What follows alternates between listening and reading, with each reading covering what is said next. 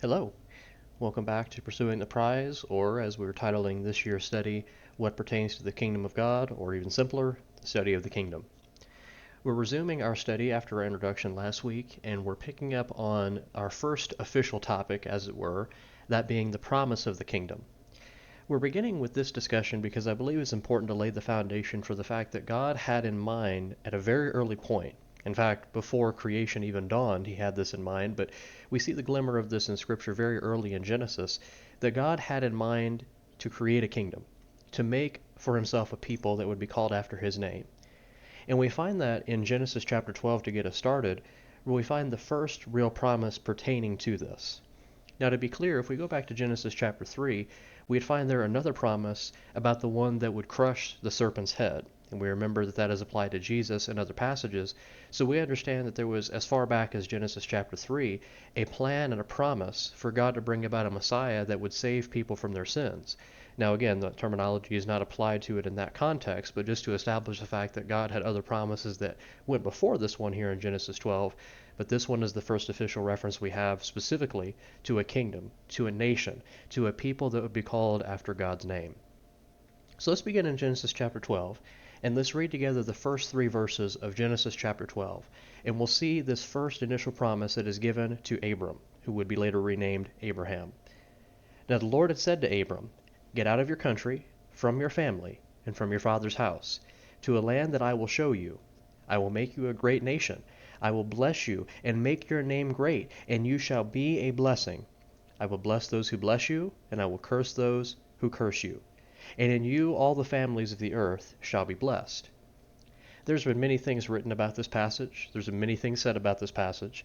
And for our purposes, let's focus on the kingdom itself and the great nation that God mentions in this text. So here God is promising Abram that he will be made a great nation, that his descendants will be numerous. And he's going to say later on they're going to be as numerous as the sand on the seashore or the stars that are in the sky. He's making some lofty promises here. Verse 3, though, is perhaps the loftiest of them all. He says, "I'll bless those who bless you, I will curse those who curse you, and in you all the families of the earth shall be blessed." This is not just a temporary, immediate concern. This is something that's looking far down the line throughout the corridors of history to show us that God has concern and intentions that last for far longer than we likely would anticipate just from reading this passage. Again, the rest of the Bible enlightens us on just what God had in mind.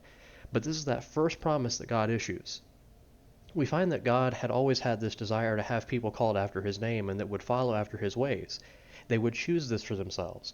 They would submit to his reign and to his rule, follow after his ways, obey his commandments, and be right before him. We see that was his intention in the garden. We see that was his intention in the days of Noah. That was his intention throughout all of the time prior to Abraham and all the time after Abraham was for that to be the case. Now, sadly, until we get to Abraham, we find that people were not really receptive to that. We find, generally speaking, a story of rebellion and rejection prior to the time of Abraham.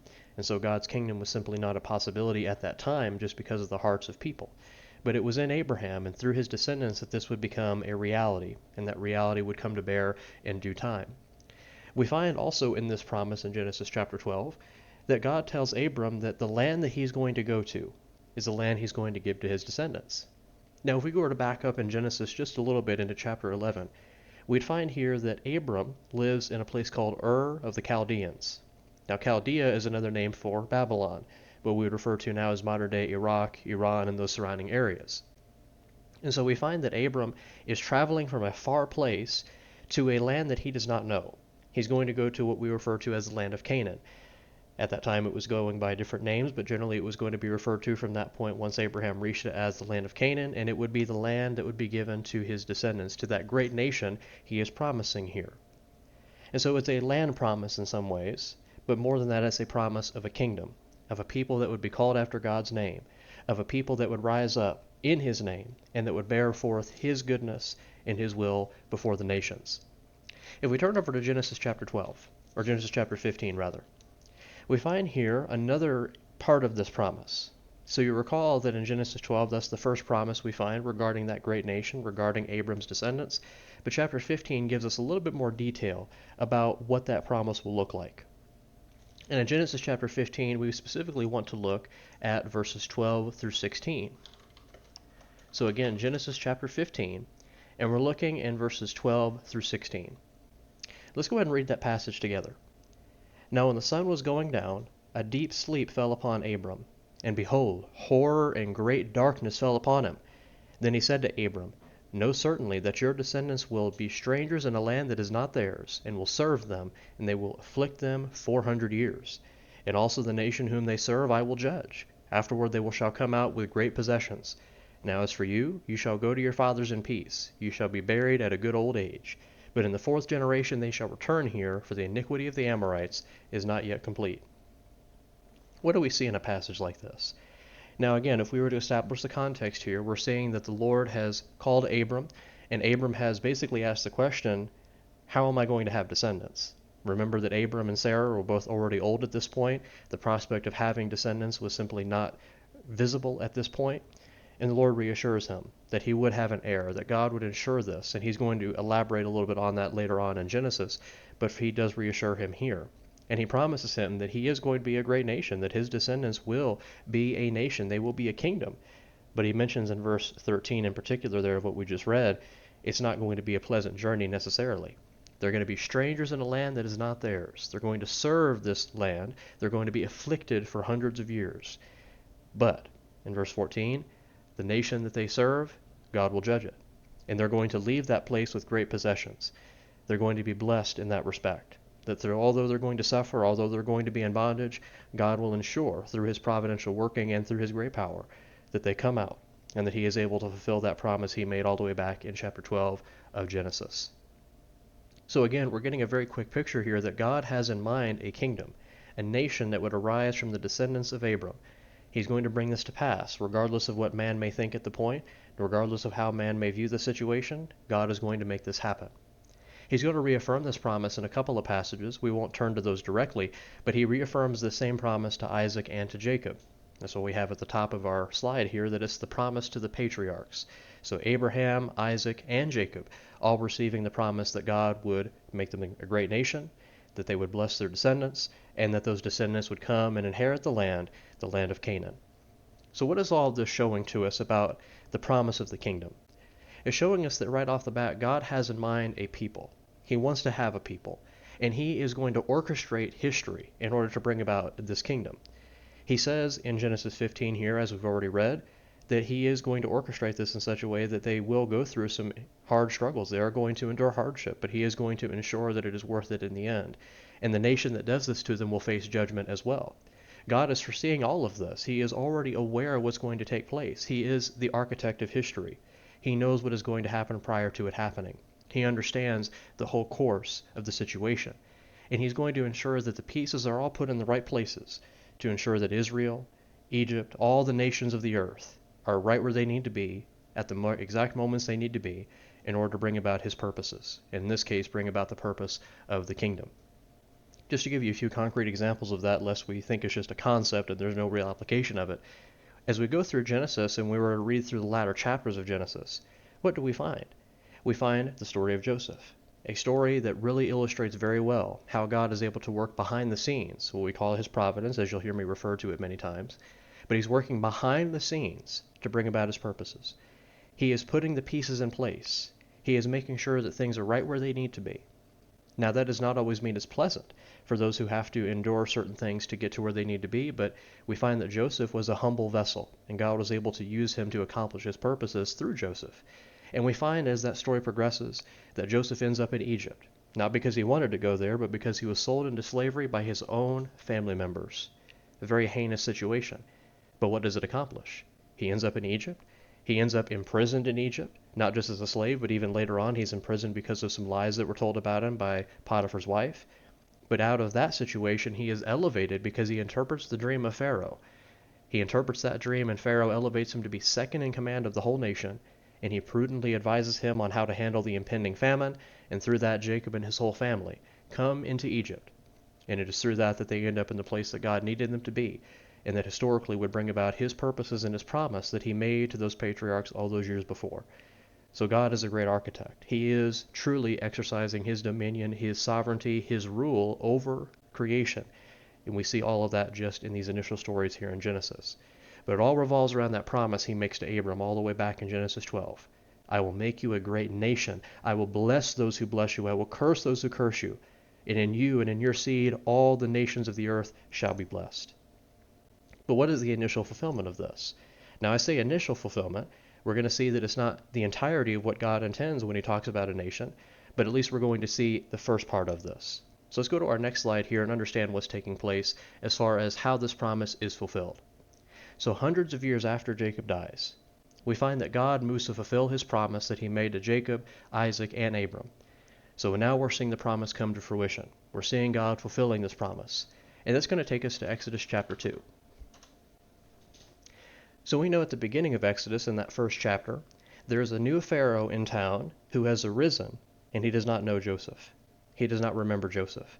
And in verses 9 through 10 of Exodus chapter 1, Pharaoh interprets the presence of the Hebrews, or the Jewish nation, as a threat to their rule and to their dominion. He sees them as a problem, and so he intends to put them under hard bondage. He puts them under labors that were unknown up to that point. And he also commands that the children of the Hebrews be put to death, specifically the sons, in order to avoid having a problem where they would rise up against them and overthrow their rule. But God, of course, blessed the Hebrews and blessed their women specifically, so these things did not come to pass the way that the Egyptians perhaps wanted. But we find here in Exodus chapter 2, verses 23 through 25, that the people of God, the Israelites, are crying out to God. And we're going to find some interesting statements that are made here about the Lord and his knowledge of his covenant and his promise. So let's read Exodus chapter 2 here, verses 23 through 25 together. Now it happened in the process of time that the king of Egypt died. Then the children of Israel groaned because of the bondage, and they cried out, and their cry came up to God because of the bondage.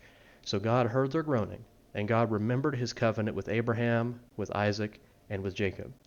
And God looked upon the children of Israel, and God acknowledged them. The people are laboring hard under this situation. They're enslaved. It is not positive in any capacity. They cry out to God, and God hears their cries. He hears it because of their bondage. He knows about their experience. And it says in verse 24, he remembered his covenant. Now, friends, did God forget his covenant? Did he somehow forget that he had made that promise all those years ago to Abraham, Isaac, and to Jacob? That's not what the text intends to communicate here at all. God never forgot that promise. When we see that God remembered something in this case, and we see this in other passages as well, we're saying that this is when God chooses to act upon that promise. It was always in his mind, but he was providentially orchestrating things to where he could get to this point to execute his will and execute his purposes to ensure the promise could come to its ultimate fulfillment the way he intended. That's why we see in verse 25, he looks upon the children of Israel. He sees their bondage. He knows what they're enduring, and he is resolved to make a difference. That would lead us into chapter 3, where he actually calls Moses up there on the mountain. He appears in the burning bush, of which we're very familiar, and that is how the story proceeds there in Exodus, to the point that we get to chapter 14, and we're going to find what God is continuing to do for his people. So turn with me to Exodus chapter 14 now, and let's look at verses 30 to 31. So in Exodus chapter 14, verses 30 to 31, we're seeing here the Egyptians have left Egypt, or the Israelites rather have left Egypt. They have escaped from that bondage. God has delivered them out of the hands of their oppressors. And so let's read this together and understand what's taking place in Exodus chapter 14, verses 30 through 31. So the Lord saved Israel that day out of the hand of the Egyptians, and Israel saw the Egyptians dead on the seashore. Thus Israel saw the great work which the Lord had done in Egypt. So the people feared the Lord, and believed the Lord and his servant Moses. This really explains a lot of different things that were taking place here regarding why the Lord did what he did. Now for us, we may think, why not fulfill the promise he made to Abraham, Isaac, and to Jacob sooner?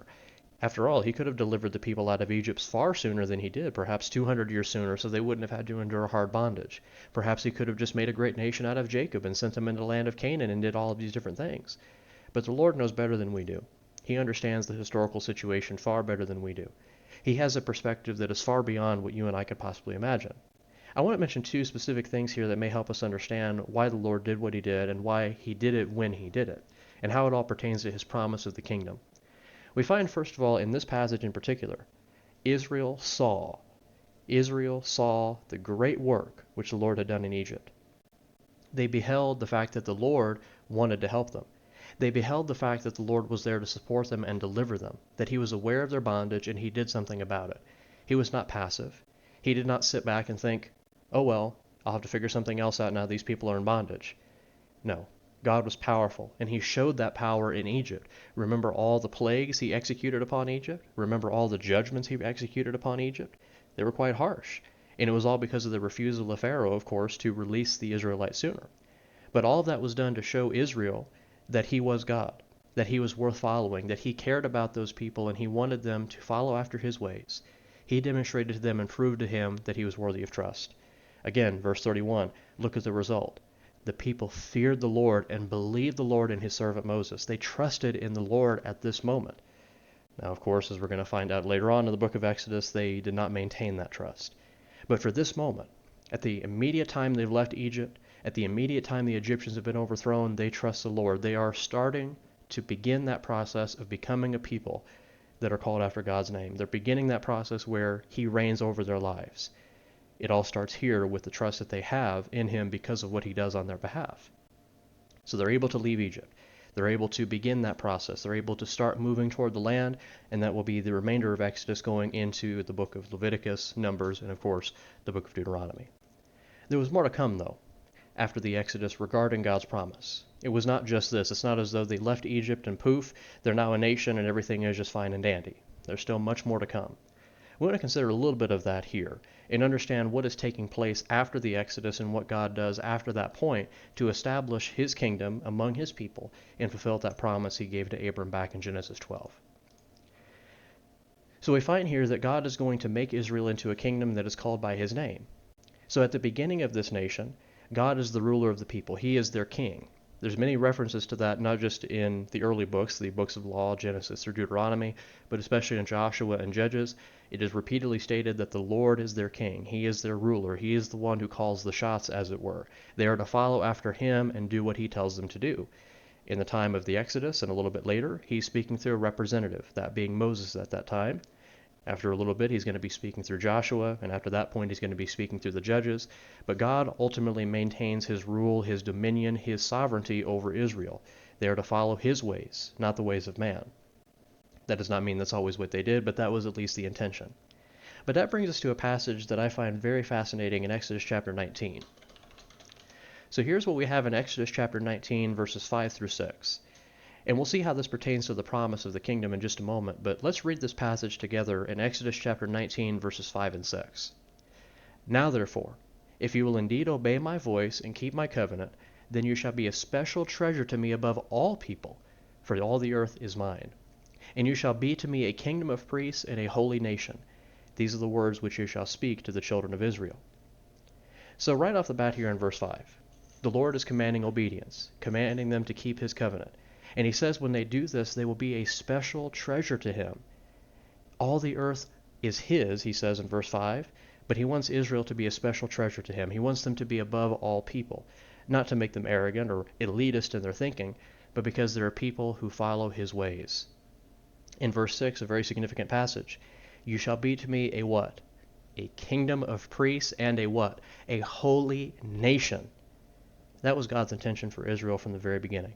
To be a kingdom of priests, a holy nation, a people called after his name, a people that exalted him in everything that they did. That was his intention for Israel. Sadly, they did not meet that expectation. Sadly, they did not live up to being a kingdom of priests and a holy nation. But there's more to the story. I want to briefly look at another passage in Deuteronomy chapter 4. And here in Deuteronomy chapter 4, we actually have a statement that speaks to Israel's intention among the nations that surrounded them. So let's read Deuteronomy chapter 4, verses 6 through 8 in particular, and let's see how this comes to life as far as how they were to be among the nations. Therefore be careful to observe them, referring back to his commandments and his law that he had given. For this is your wisdom and your understanding in the sight of the peoples who will hear all these statutes and say, surely this great nation is a wise and understanding people. For what great nation is there that has God so near to it, as the Lord our God is to us, for whatever reason we may call upon him? And what great nation is there that has such statutes and righteous judgments as are in all this law which I set before you this day? Think about that for a moment. Israel was meant to be a nation that showed other nations who God was. They were intended to reflect their ruler, God. They were to show his light among the nations. And the nations would then glorify God and bring honor to him because of what they saw in Israel. That was his intention for Israel. And we see how all this is the fulfillment of his intention back in Genesis 12, at least to an extent. He did bring about a great nation in Israel. He rose up the descendants of Abram, the descendants of Isaac, the descendants of Jacob, to become a nation. He gave them a land that they conquered in the days of Joshua. All of that was fulfilled, as Joshua chapter 21, verses 43 through 45 affirms. And yet we find so frequently that the expectation of Exodus chapter 19 and verses 5 through 6 that we just read, and the expectation here in Deuteronomy chapter 4, verses 6 through 8, simply was not fulfilled. More often than not, what we find is that Israel was an unholy nation. They were not a kingdom of priests, but a kingdom of heathens. In this particular passage, Deuteronomy chapter 4, rather than show the nations around them who God was and reflect who he is and reflect his light, they instead were no different than the nations around them. Instead, they were basically the same type of people. They had the same type of hearts. They did not really care about what was right. There were times that they certainly did, but that was not generally the case. What was generally the case was wickedness prevailing in the land. That's where we get down to the Old Testament, to the prophets, and the condemnations they had to issue, and the fact that God tried so hard to get them back on the right path to be the people that are described in the book of Exodus in chapter 19, verses 5 through 6, and the people described here in Deuteronomy chapter 4. But unfortunately, they simply did not obey. So Israel is partially a fulfillment of that promise of Genesis 12. It does in a part fulfill the promise of the kingdom, but there was something more to come. And that something more to come is going to be found in the book of Daniel, and other passages, of course, but we'll be looking specifically in our next discussion in Daniel to understand what else God had in mind as far as the kingdom was concerned, and how all of it was going to fit together to bring about his ultimate purpose, to have a people that was called after his name. For our purposes today, we are finished with this lesson, and as always, I hope this lesson has been a blessing to you and has hopefully provided some new information to you that you did not previously know, and I look forward to hearing from you about this if you have any feedback. I thank you for your time today and hope you have a great day.